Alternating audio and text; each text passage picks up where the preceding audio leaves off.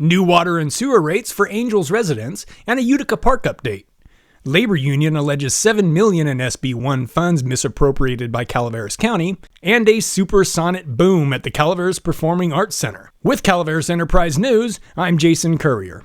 If you'd like more in-depth information on today's stories, you can visit calaveras.enterprise.com and search for the Thursday, February 20th edition of the Calaveras Enterprise, or Volume 61, Issue 30. We begin in Angels Camp. Following a public hearing with little pushback, Angels Camp City Council approved a new 5-year utility rate plan. The new plan is based on projections and assumptions for revenue needs. Unanimously passed by the council following a public hearing on its February 4th regular meeting, the new rate is based on projections and assumptions for revenue needs, costs of services, and the proportional allocation of costs over the 5-year period. The new plan sets a maximum annual increase of 3% for water rates, along with a 6.22 Utica Water and Power Authority pass-through fee, and 2% for wastewater rates. Interim City Administrator Steve Williams emphasized that the rates were carefully developed to cover the costs of maintaining sustainable and reliable services. He pointed out that the City Council will not be able to increase the rates more than the set maximum per year, and in fact can impose annual adjustments that are even less, or even vote for a zero increase, depending on the operational and financial needs. On to a Utica Park update. Progress is noticeable on site at the Utica Park expansion project, where the children's playground, walkways, a staircase, fencing, bathrooms, and a roofed pavilion have been completed. Work continues on other elements of the renovation project, including the bocce ball courts. The fenced hardcourt area will be equipped for basketball and 3 pickleball courts. The stage, which is still under construction, will feature a lawn area for seating. City planner Amy Augustine stated that the contractors are scheduled to wrap up the project around April 2nd, but some areas might still be closed to the public for seating. The Service Employees International Union Local 1021 last week accused the Calaveras Department of Public Works of misrepresenting $7 million in SB1 funds, aka the California gas tax. SB1 was signed into law in 2017 and invests $5.4 billion annually to fix roads, freeways, and bridges throughout California, and puts more dollars towards transit and safety. A statement accessed by the Calaveras Enterprise on the SEIU website on February 11th notes, quote, "When the Public Works Business Administrator misappropriates $7 million and the Director of Public Works signs off on it, what do the Calaveras Administration and Board of Supervisors do? They punish the line staff who had nothing to do with the mistake." End quote. SEIU 1021's Calaveras County Chapter President Jennifer Herndon commented to the Calaveras Enterprise that, quote, "Previous administrations have made mistakes for far too long, and our membership is now feeling the effects. There are demotions, positions eliminated, and layoffs." End quote. In an interview with Calaveras Enterprise, County Executive Officer Teresa Hitchcock denied that there was a $7 million misappropriation of SB1 funds by the county, saying, quote, "On Tuesday, February 11th, we had a rather lengthy discussion at the board meeting. It was item 21, talking about structural deficit for the Public Works Department that was identified in October 2024 and how to fix it moving forward." Hitchcock added that $3.4 million of the county's $7.1 million share of SB1 funding was placed in a special reserve fund to finance future projects. Hitchcock noted that the county's entire $7.1 million SB1 allocation has already been audited by the state. And a supersonic boom could be heard at the Calaveras Performing Arts Center on February 13th. Students from Bret Harte and Calaveras High Schools participated in Poetry Out Loud at the Calaveras Performing Arts Center at Calaveras High School. The local competition was hosted by Calaveras Arts Council in partnership with the National Endowment for Arts and the National Poetry Foundation. Each student recited 2 poems in front of an audience and 6 judges. Students were judged by accuracy, physical presence, voice articulation, dramatic appropriateness, evidence of understanding, and overall performance. This year, all 3 winners were from Bret Harte High School.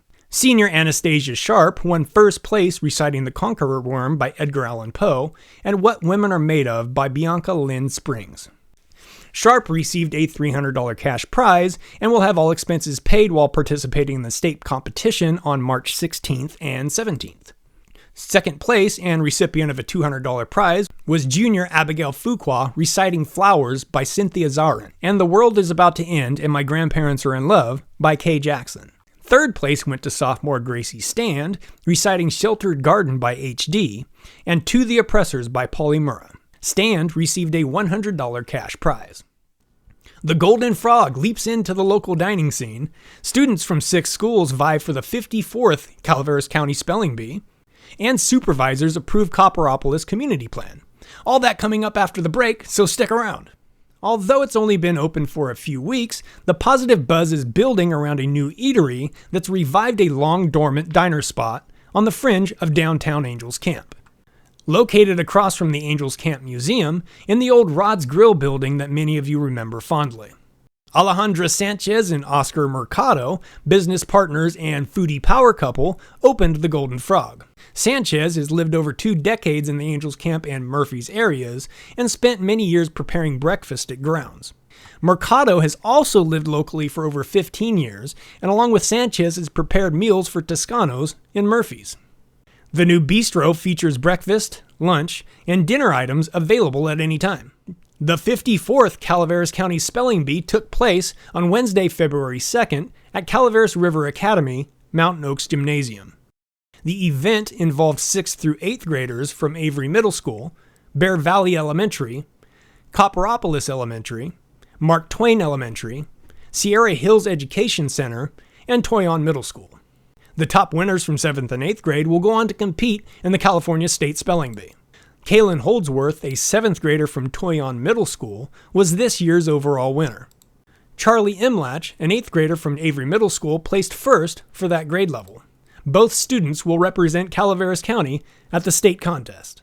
The Calaveras County Board of Supervisors on February 11th unanimously voted to adopt a general plan amendment to the establishment of the Copperopolis Community Plan. The plan, which became part of the general plan's community planning element, includes a multi-purpose community center with sports facilities, a playground, a dog park, cooling shelter, senior citizens activities, and swimming facilities. The community planning area is located north of and adjacent to Lake Tulloch, with O'Byrne's Ferry Road and Highway 4 serving as primary transportation routes. Coming up in sports, Calaveras Wrestling pins down D6 title, and the Lady Bullfrogs claim MLL championship. The Lady Bullfrogs clinched the co-MLL title with their victory over Calaveras. On February 14th, Bret Hart defeated the Calaveras Redhawks 48-31 in Angels Camp, clinching the co-Motherlode League title with Riverbank. The Bullfrogs finished the league season with a 9-1 record and an overall record of 21-4, marking their highest win total since 2014. Playing in front of their largest home crowd of the season, the Lady Bullfrogs jumped out on the Redhawks with an 11-0 run. The Calaveras Redhawks finished third in league play with a 6-4 record. Redhawks coach Eric Beckler was quoted as saying, quote, "We were ready for this game. The excitement was high, and the girls were ready." Beckler continued, "We were the third-place team, and we felt like we were playing for the league championship tonight, and that was pretty cool." End quote. With Calaveras and Bret Hart in 2 different divisions for the playoffs, the 2 teams won't meet again until next season. The Calaveras boys basketball team defeated Bret Hart to win the Motherlode League championship on February 14th. On Valentine's evening, the Redhawks broke the hearts of Bullfrogs players and fans, defeating Bret Hart 61-48. The 2024-25 season was a challenging one for the Redhawks on and off the court. Perhaps the biggest challenge was finding a way to enjoy this season following the passing of longtime teacher and coach Craig Clifton, who passed away in September after a long battle with cancer. The Redhawks finished with a Motherlode League record of 9-1 and an overall record of 18-8. Sticking with Calaveras High School basketball news, on February 11, 2025, Calaveras High School senior Logan Peterson was honored with the inaugural Craig Clifton Legacy Award, making senior night a little extra special. To honor the legacy of longtime coach Craig Clifton, Calaveras High established an annual award recognizing a Calaveras basketball player who embodies dedication and excellence. Peterson wrapped up the regular season with an impressive stat line, recording 267 points, 88 rebounds, 80 assists, 24 steals, and 2 blocks. Calaveras Wrestling captured the D6 section championship. For the 12th time, Calaveras won a CIF Sac-Joaquin Section Division Championship. This marked the program's 26th overall selection when combined with dual championships. For the 12th time, Calaveras won the CIF Sac-Joaquin Section Championship. This marked the program's 26th overall title selection when combined with dual championships. Competing on their own mats, the Red Hawks captured their first division championship since 2020 on February 15th.